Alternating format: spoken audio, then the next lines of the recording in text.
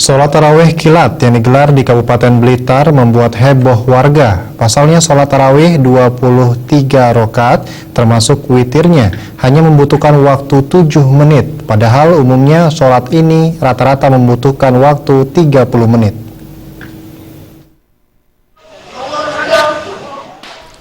Beginilah pelaksanaan sholat tarawih di Pondok Pesantren Manbaul Hikmah yang terletak di Desa Mantenan, Kecamatan Udanawu, Kabupaten Blitar.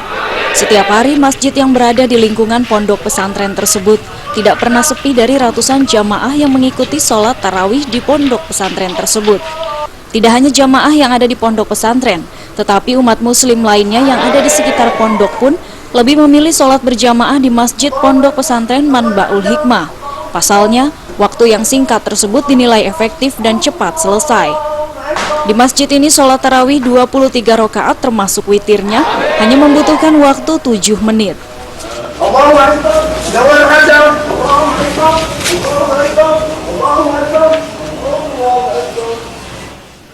Kenapa sendiri di sini, Pak? 10 menit.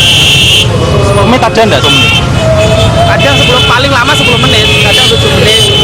Kardir rata-rata berapa menit, Pak? Gimana? Kardir rata-rata berapa menit, Pak? Gimana? Kardir rata-rata berapa menit? Ya sekitar 7 menit itu 7 menit. Pokoknya enggak sampai 10 menit.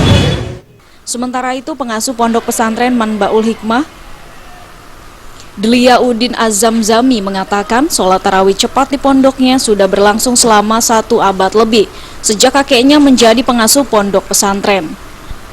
Meski cepat, pihaknya tidak mengurangi rukun atau syarat sholat atau keluar dari syariat Islam.